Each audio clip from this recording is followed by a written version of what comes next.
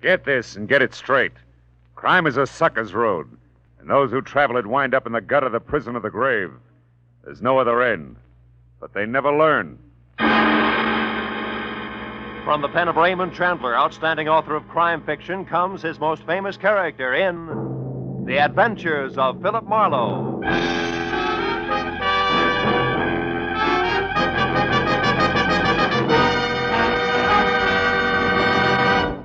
Now, with Gerald Moore, starred as Philip Marlowe, we bring you tonight's exciting story, The Bedside Manners.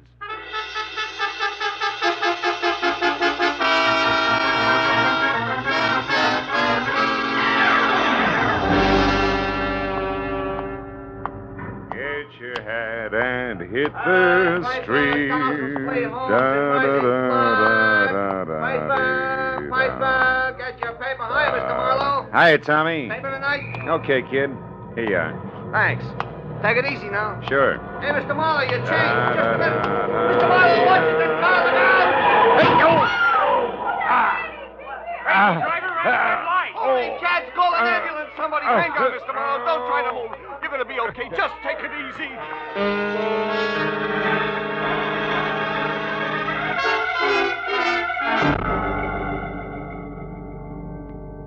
Well, that's the way it happened. 2 weeks ago. When they scraped me up off the pavement, I felt like everything must have been broken. But finally, the doctor boiled it all down to a fractured tibia and assorted bruises. Headed me 10 days in the hospital, tangled up with enough pulleys, weights, and trapeze bars to rig a circus tent. After which, I managed to get sprung to the peace and quiet of my own apartment. There, on a special bed in my living room, I spent 4 days scratching my broken leg through an inch of plaster cast while I worried about the business I was missing. Until finally, Ordine Patterson, a girl with a multi-million-dollar estate I'd worked for once, insisted on seeing me immediately about a job, one she was sure I could handle, even flat on my back. Phil, it's about my brother, Maynard. Oh, another jam, huh? Yes. Oh, wait a minute, I gotta get comfortable. I guess your father knew his son pretty well when he left. Yeah, he left all that dough in your hands, Ordine. Yes, only this time, I sincerely believe Maynard's learned his lesson, Phil. He's worried sick. And frankly, so am I. So am I, if I can straighten this leg out. Well, if you think I can help in this condition, it can't be too serious. Right. Hey, before you sit down, reach me a cigarette, will you? Yeah, sure. Sure, Phil. Here it is. Oh, thanks. Phil, last Saturday night, Maynard went out on a binge. He got home at 4 o'clock in the morning, awfully intoxicated. Well, it's not unusual for Maynard, is it? No, except this time he was frightened, Phil. Scared stiff. Oh, what about? Well, that's just the point. We don't know. He was so drunk he couldn't remember anything. Didn't know where he'd been or with whom. Oh, Phil, it was terrible. Well, if this was last Saturday, why are you so worried? Anything had happened, surely by now you'd have heard. Yes, but something did happen, Phil. Oh? This morning I got a phone call from a man who meant business, believe me. I made notes on a memo pad while he talked so I wouldn't forget any of it. Here, that bag, here, read it. No. This is fish. Fish? Yes, fish. Tell Maynard 50 G's. Important.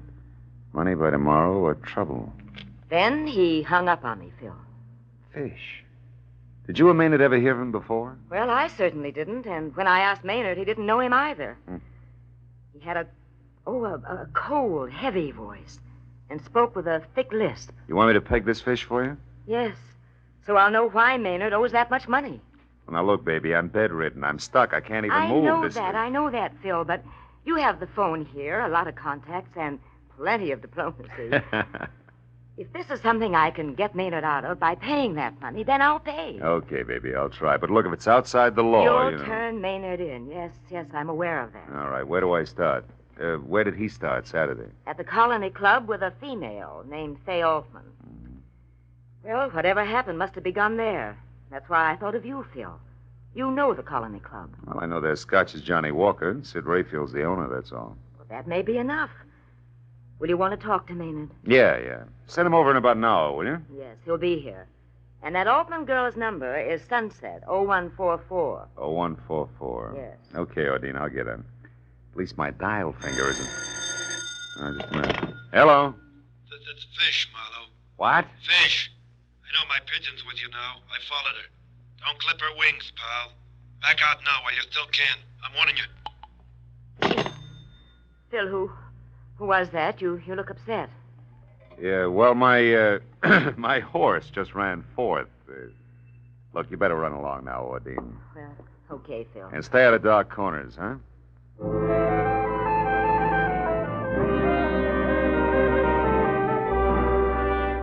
In spite of my sitting duck position, I told myself that a private detective who listens to warnings today is out of business tomorrow.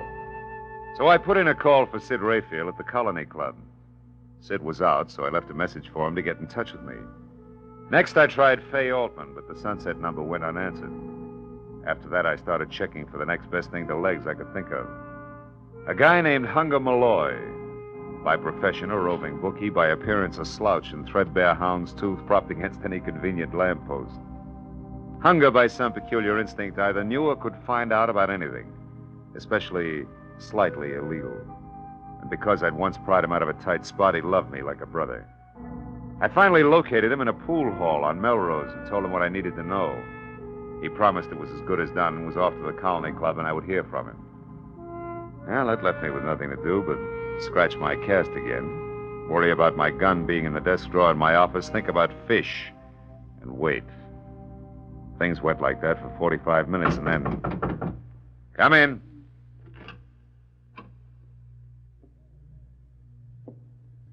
Who is it?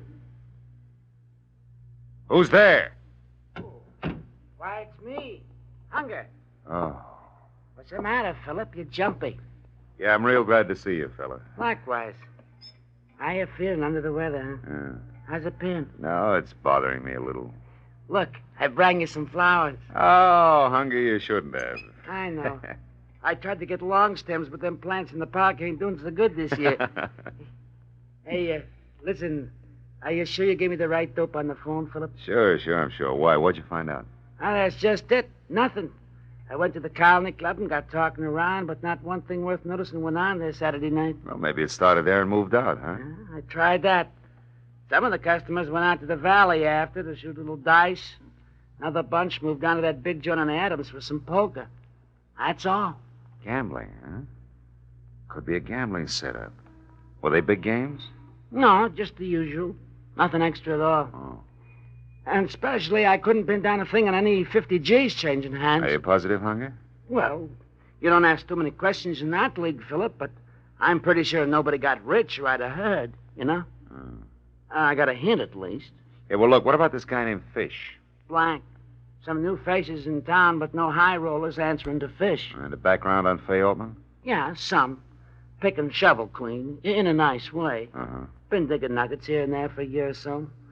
The latest is the gill-edged punk you want to know about, Maynard Patterson. Uh-huh. Say, can I have one of these? Yeah, go ahead. Feed your face. Incidentally, they was among those present at the colony Saturday night, if that means something to you. And that's about it, Philip. Okay, Hunger. Thanks a million. I'm sorry I couldn't be more help, but I think you're getting a bum pitch. Oh, well, You know, in you- fact, visitors. Hey, I got a back way out of here. It won't look so good. Sure. Bedroom, Hunger. You can go out the window and down the fire escape. Hey, wait a minute. Is that a new shirt? No, I come into a bit of clink, so I had it washed. Ha I hope you're feeling better, Philip. I'll see Yeah, you. thanks. Oh, come in. 14, my sister said you wanted to see me, Mr. Marlowe. Sorry about your leg. I'm sorry about it, too. I can't get comfortable. Hey, I hear you really tied one on the other night, huh, kid? Yeah, but I'm through, Mr. Marlowe. I swear it. Yeah, sure. Sit down. Oh, thanks. What about the gambling? Lose your head over that, too? Yeah, I guess I do. As far as my allowance goes, anyway. Now, look, I want you to tell me all you remember about Saturday night. Well, I went to the Colony Club with Fay. That's my girl, Fay Altman. By the way, how do you rate stuff like Fay on your allowance? Huh? Just a Skip minute. it. Skip it. Go ahead. Well, I was drinking quite a bit, and by 1 o'clock, I guess I was pretty fuzzy. I lost Fay someplace. Then I went outside for some air, and from there on, it's just a blank. Well, now, look, if you didn't pass out cold, you're bound to have some flashes you can remember. I want it all. Well, I do remember a couple of things, Mr. Marlowe. Oh? They're more like a dream than anything else. I seem to remember a big, old-fashioned house. It was dark and gloomy with high ceilings and old, ornate brass chandeliers. I don't know how I got there or what I was doing. Were you alone? Well, I don't think so. I've got a man's face in my mind, a flabby guy in a silk shirt. He had big hands, freckles on the backs of him, with kind of a reddish hair on him. I remember him against something green. Did he lisp? I can't seem to remember. And just thinking about him gives me the willies, but I don't know why. I can't figure out why. I talked to Faye. She waited for me until the colony closed, and then she went home. She was pretty mad about it. You sure that's all you can remember? Yep. Yeah, that's everything. Mm-hmm. How does it make any sense at all? Not much. Sounds like you could have been mixed up at a poker game at a green top table in an old dump on Adams. Lost your shirt to a fat guy named Fish. You think that's all there is to it, huh? Well, not quite all. There's the little matter of $50,000 you owe him. 50,000. Look, Mr. Marlowe, if you and Ordine get me out of this mess, I swear I'll straighten up. I'll never get into trouble again, honest. Sonny boy, what you do later is your sister's headache, strictly. I got trouble enough lining things up so you can get off the hook. Now go on home and stay there till I call you. Okay. Mr. Marlowe, I know you don't like me, but... Well, thanks anyhow. $50,000. Oh. Yeah, sunset 01. 4. I have to put Cass on so tight. Hello? Faye, my name is Phil Marlowe. I've been trying to reach you for 2 hours. Well, maybe you need longer arms, Mr. Marlowe. No, just some conversation about Maynard Patterson. I'm in my apartment, number 210, Grenade Arms on Franklin. Can you come over? Why would I want to talk about Maynard to you in the first place, and why don't you come over here in the second? Well, in the first place, I'm a private detective. In the second, I got a busted leg. How about it? It's important. Well, I've never dated a private detective with a broken leg before. It sounds entrancing. I'm around the corner on Bronson. I'll be right there. Good. Goodbye, Faye. Come on in. Well. Sid Rayfield in person yet? Yeah. The boys at the club told me about your urgent call, Peepers, so I came right out. Well, if I'd known you were coming, I'd have baked the snake, Sid. Skip the cracks. I know what you want. Well, then you're clairvoyant. Because I'm not sure myself yet. Try this. You're working for Ordine Patterson like you did once before because that punk brother of hers is in a bad jam with one Mr. Fish. Well? Yeah, it's quite neat. You happen to know the guy? Yeah, Marlowe, I happen to know the guy. That's why I'm here. To tip you because you're a friend of mine, more or less. So I say leave it alone, Marlowe. Get out of it. Stay out. It's none of your business. You know, you talk like a man with a personal angle. What? Why, I ought to split your lip for that. I come here to do you a turn Take and it you... easy. Mind your bedside manners, Sid. I'm an invalid. You'll be worse than that if you don't back out of this. I'm telling you, this guy Fish is too hot to handle, Marlowe, and you better... Who's that? How should I know? For a sick room, this joint's becoming more like Hollywood and Vine by the minute. I took a long chance coming here. I got to get out without being seen. Well, try the bedroom window and fire escape. Everybody else does. Don't let him in till I'm gone. You hear? It ain't healthy. Marlowe! Sid! Sid, what is it? Marlowe, I'm hit. Sid! Lousy silencer. Oh. Oh, this stinking leg. Nice going, Mr. Fish. I suppose that makes me... Mr. Marlowe, it's Mitzi from the restaurant. Are you all right, Mr. Marlowe? Yeah, Mitzi, I'm okay. I'm fine. Well, I thought you was talking to somebody. No, I was reading. I didn't hear the buzzer. Oh, yeah. I know what you mean. Sometimes I get real carried away myself. That's fine. Look, I fixed up your dinner. Everything just like you ordered. Here, I'll drag the No, table Mitzi, over. I don't think I'll eat right now. Just put the tray down and beat it, huh? Like a good girl? Yeah, but what about the dishes? Oh, get them in the morning. Will you get out of here? Will you go on? Oh, gee whiz, okay. Good night, Mr. Marlowe. Okay, Fish, the girl's gone. Well, come on in. Did you hear me? I said come on in. I guess I'm as ready as I'll ever be.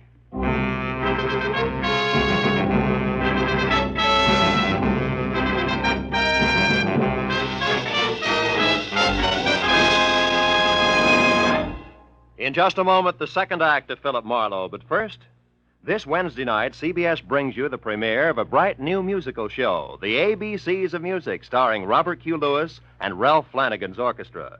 It promises a half hour of top hits and top entertainment every Wednesday on CBS, when also you hear the hilarious Groucho Marx quiz show, You Bet Your Life, and the drama of Dr. Christian. The ABCs of Music, Groucho Marx, and Dr. Christian come every Wednesday on most of these same CBS stations. Now with our star, Gerald Moore, the second act of Philip Marlowe, and tonight's story, The Bedside Manners.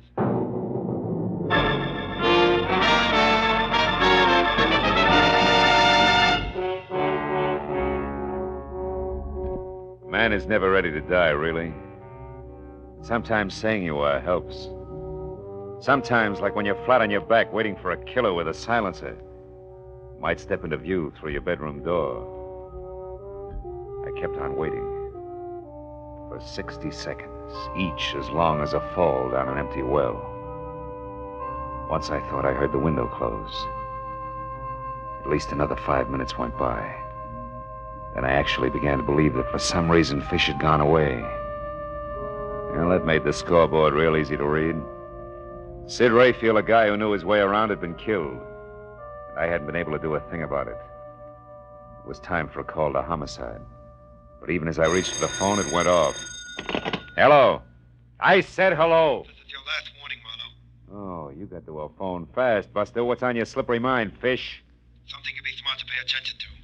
You see, Marlowe, you're only still alive because it's convenient to me. Too bad you didn't feel that way about Sid Rayfield. Rayfield got what he deserved. And so will you. Like I said, you're only still alive because it's convenient to me. You happen to be working for the lady who holds the purse strings. Go on. Therefore, there's very little more, Marlowe, except this. Maynard Patterson's a lousy poker player. On Saturday night, he dropped $50,000 to me. $50,000 in two markets, Marlowe. One for $2,000, the other for $48,000. I want both paid promptly, you understand? Not quite. Maynard Patterson doesn't remember what happened Saturday night. So? So maybe you know all about it and you're making this up as you go along. No, Marlowe, that's not the case. If you drag yourself to the windowsill in your bedroom, you'll find all the proof you need. What do you mean? That I left one of the markers there, in a white envelope. The one for $2,000. And it's in the poor little rich boy's own handwriting.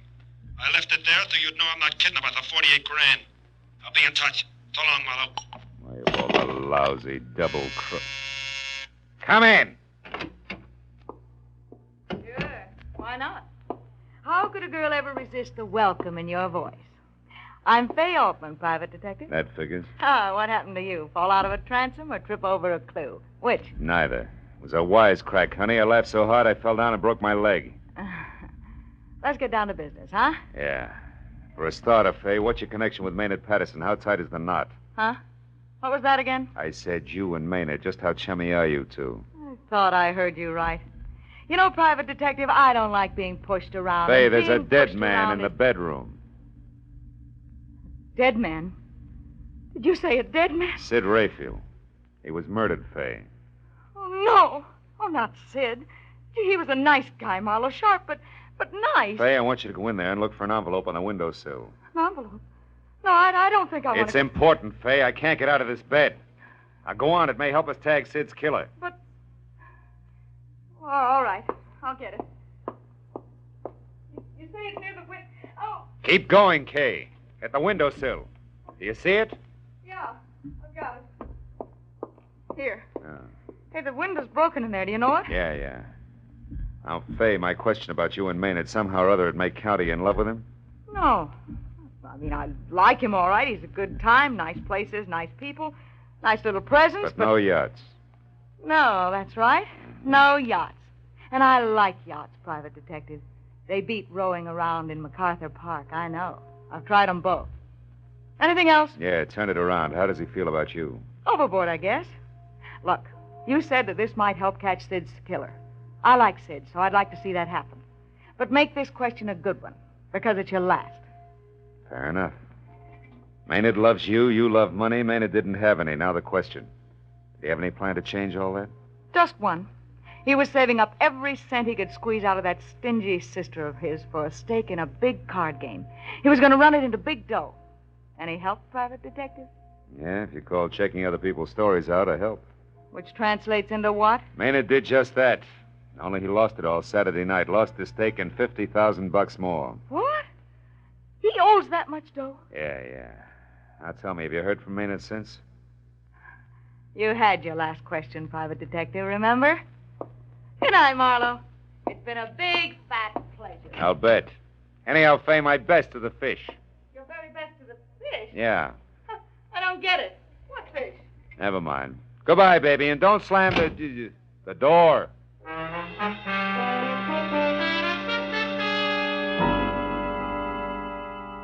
The lady was gone. It was time to call the police.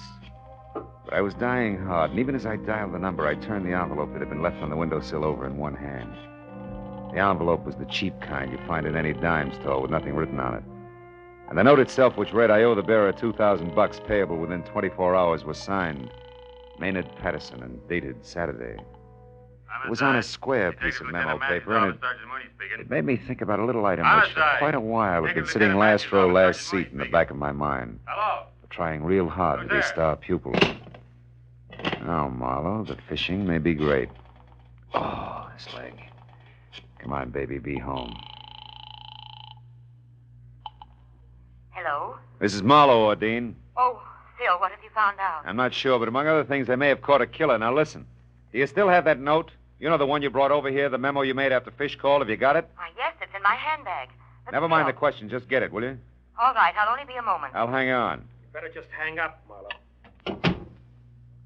I wasn't expecting you just yet, Maynard. No. Nor this gun, I'm sure. Hang up, Marlowe. It'll only make a call back, you know. Yeah. And won't my dear sister be exasperated when she keeps getting a busy signal? No matter how long she dials, only a busy signal. The pronunciation is thignal, Maynard. Huh? Or do I call you Fish? And don't look so surprised. Your act stank. People who can't pronounce the letter S avoid it instead of going out of their way to use it as in Perth string. My mistake, Marlowe. Yeah, among a lot of others. You never should have been careless about the kind of paper you wrote the IOU on. Your sister, who you're trying to swindle, came in here earlier with the same jottings on a piece of paper that's got the same top edge. Irregular. Because yeah, no doubt... I know. Because it was ripped off the same telephone pad. And I wouldn't have used that paper since IOUs are customarily written during or immediately after a card game. And I couldn't have been at home at the time of the game. All right, stop it, Marlowe. There's no need for any more hypotheses. No, you can fill in all the blanks, can't you? Step by step, a rotten, tailor-made scheme to get your sister to save you by paying $50,000 to a gambler named Fish who doesn't exist. I said stop it. Slimy setup that began with a fake one-night stand of bottle and bond amnesia. Moved on to an also fake telephone call to Ordine from a heavy named Fish. A man with a lift. Shut up, Marlowe. And the payoff, the confession call to me. Shut Also... up. Oh! Yes, Mr. Marlowe, everything you say is so. But I'm still not beaten, and I won't be. You're the only one who knows all this. And even as Fish killed Sid Rayfield, Fish is going to kill you. Fish, Marlowe, not me. Fish, the ruthless gambler who never will be caught, but who my sister will pay, nevertheless. Is that clear, Marlowe?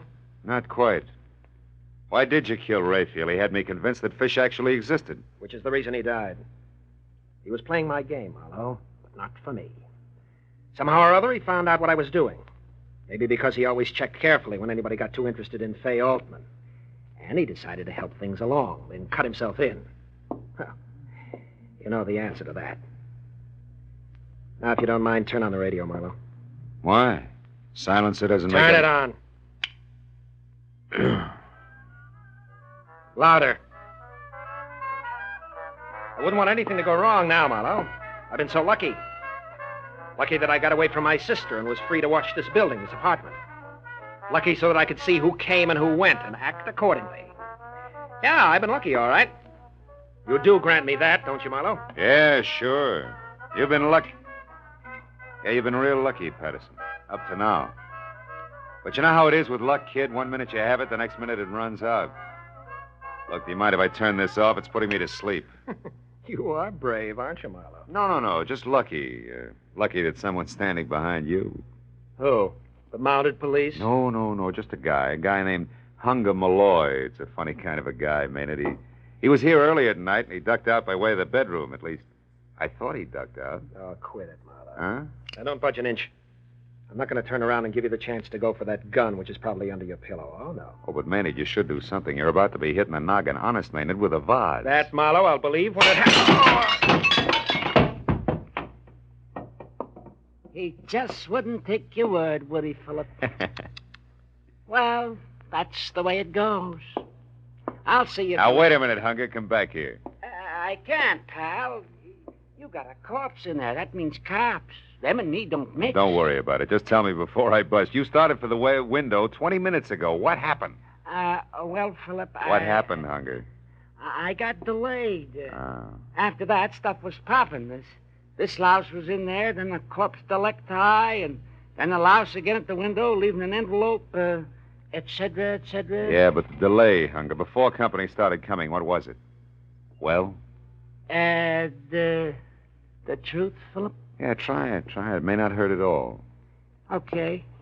They was on your dresser. The jazziest pair of pearl cufflinks, Philip, I seen since I used to deal in Vegas. I was attracted. Hunger, as a last favor to a guy you've already done a big favor for, take him. The cufflinks. Go ahead, kid. All right, Philip. As long as you put it so nice, I will. Now, like I was saying, good night, Philip. Wait a minute, Hunger. The cufflinks. Take them with you now. Of course. That's exactly what I'm doing, Philip. See you around.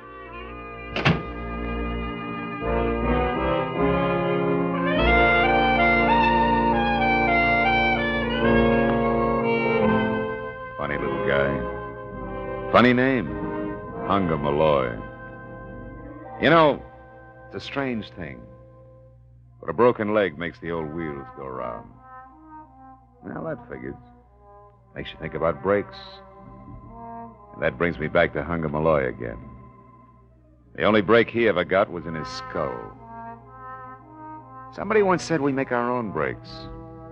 I don't know about that. I didn't break my leg. Or maybe I did. Did I really look where I was going? And Maynard Patterson. Look at all the breaks he had. Loads of dough. Still, he didn't know where he was going either. And Sid Rayfield. I wonder if when the slug hit him, he thought, what a lousy break.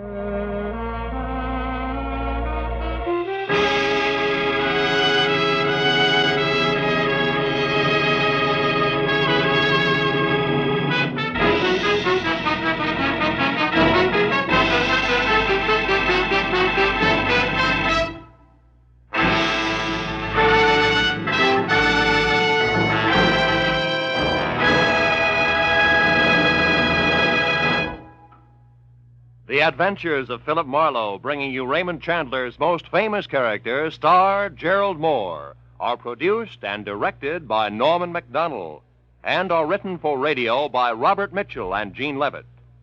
Featured in our cast were Ann Stone, David Ellis, Vivi Janis, Wilms Herbert, Paul Dubov, and Frank Gerstow. The special music is composed and conducted by Richard Orant. Be sure and be with us again next week when Philip Marlowe says... This time it was strictly out of whack. From a perfect hostess who was rude to her guests, past a big red fence that ran all the way from L.A. to Palm Springs, to a second-story man stabbed to death in a basement apartment.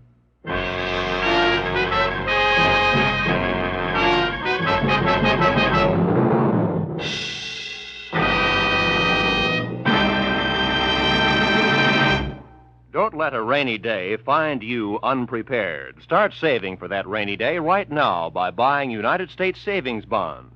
There's nothing quite like these savings bonds. They're like a cash reserve always available when you need them, and yet they're always earning interest. If you hold on to your savings bonds until they mature, you'll get back $4 for every $3 you invest. Start providing for the future right now. Buy United States savings bonds regularly. This is Roy Rowan speaking.